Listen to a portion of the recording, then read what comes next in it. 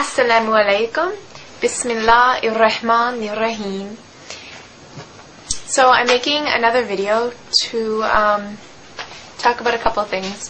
First of all, some people have been making some requests for me to make a video about how I came to Islam. So I will go through that. And I also have a couple messages.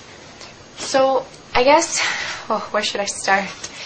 Well, I was raised a Christian, and my dad is actually a minister, and we attended church every Sunday when I was young, and I always had like a strong sense of moral values and all that sort of stuff, and I always had such a passion and love for God, and I've always loved the Prophet Jesus, peace and blessings be upon him, but there was a lot of questions and a lot of things that didn't make sense to me. Like the Trinity, for example, just never made sense to me.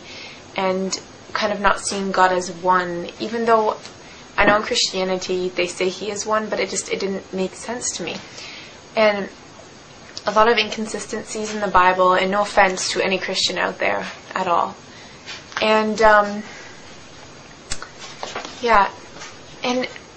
I looked at people in society and the way young people my age are acting, people that claimed to love God and would preach about it all the time, but then go out and do these things that were completely against their religion. Not to say that people of all religions do that, I'm sure, and I've seen that as well in all different religions, Hindus, Jewish people, Muslims, everybody. But I think I had a couple good friends, and they seem to really be grounded and have a good sense of morals and just be so peaceful and blessed and happy. And they were Muslim, and they seemed to have this closeness to God that I really admired, and he was so important to them. And this got me interested. Now, in the beginning, we used to debate a lot, actually. I would defend my views, and my friend would defend theirs. And I was so stubborn, and I would listen, but I didn't really listen. I was more just thinking about what I was going to say next, instead of really thinking about what they were telling me. And I went over to one Muslim friend's houses just to study, and they were just talking to me about Eid, and talking to me about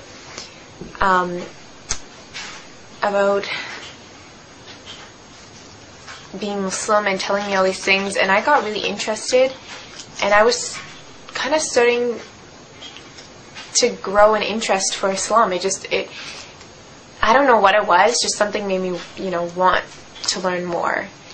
And it was weird because I was completely against it before, and I just had this complete turnaround, this complete change.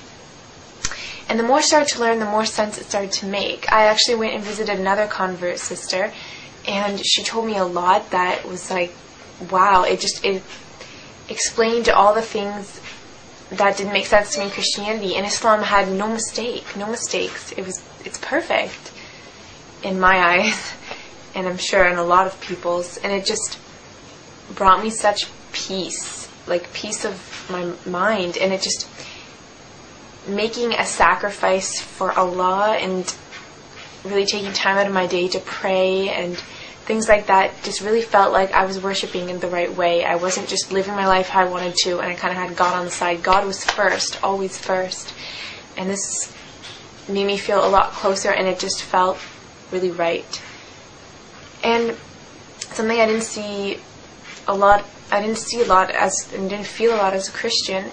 And I went and visited the mosques a couple times, and that is amazing. I tell any person out there who's interested in Islam, just go to the mosque and listen to a good lecture, and your eyes will be opened, because there are some really good lectures out there that I heard at the mosque that were just incredible and really, really touched my heart and soul. And this just kind of pulled me even more towards it.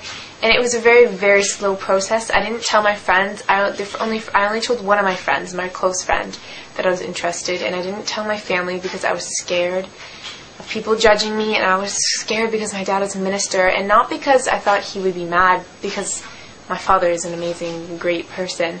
And I know he would never force me to do anything. But I thought he would be sad, and I didn't want to break his heart. And so I started learning the prayers, and I started to pray, and this brought me such joy and peace, and my life seemed to get a lot better, and I was just a lot more happy. It filled this hole inside of me that I think a lot of people have. People have this hole inside of them naturally, and we try to fill it with all these things. We try to fill it with the drugs and premarital sex and alcohol, money, buying all this stuff, material things, and maybe that'll fill it for a day, a month, years, but it won't truly fill it, and you won't be happy. And the only thing that can is God. And I finally felt like I was whole, like it was filled. And that was what was really, really amazing. And everybody in the Muslim community was absolutely incredible and such nice people and welcomed me with open arms. And I guess my next step was to tell my family. And so I told my friends. I had mentioned it to my dad slowly, and my dad was he was sad, but more than sad, he would ask me a lot of questions. Like, oh, so you don't believe Jesus died on the cross? You don't believe Jesus is God? And these questions hurt me because he made me feel like I was forsaking, like I was doing something bad to Jesus, but I wasn't, because I still loved him, and he's still a great prophet, and I still have that love for him, but he made me feel like I was abandoning him or something.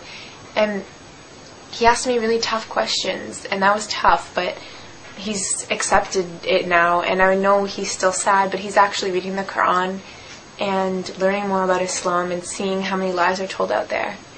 And my mom, on the other hand, she was more afraid, I guess you could say. She has that sort of stereotype, She thought I was going to go and get kidnapped and not be allowed back and these crazy things. But once I explained to her that none of that's true and showed her a lot of things, she supports me a lot now, and it's amazing. It's great. And inshallah, that'll continue.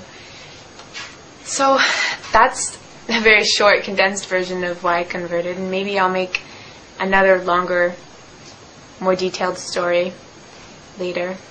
I'm pretty tired. I just finished midterms.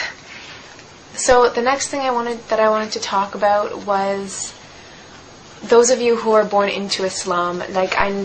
I know we are all born Muslims, but those of you who are raised Muslim, I see a lot of people who are raised Muslim, and they believe in God, and they have this amazing blessing to be raised that way, because I'm telling you, it is extremely hard to live with a family who doesn't share your values.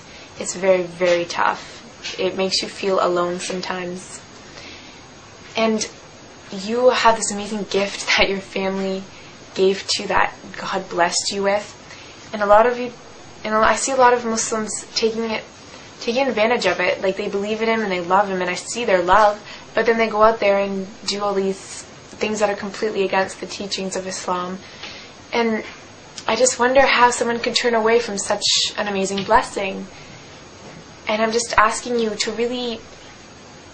I know it's easy to take it for granted when you have always had it, because lots of things are like that, like having food and shelter and all these things that we have. We take them for granted because we always have it. And once it's gone, like in the month of Ramadan, once the food was gone, I was so excited on the day on Eid when I was like, wow, I can go out for lunch today at school. And it made me so excited. I was so thankful for that food, and it was amazing. And you really realize things you take for granted. And I'm getting away from the point. And I just wanted to say that you have such a blessing, so please don't take it for granted. Research into your faith and what you've been given, and know that you are truly blessed. And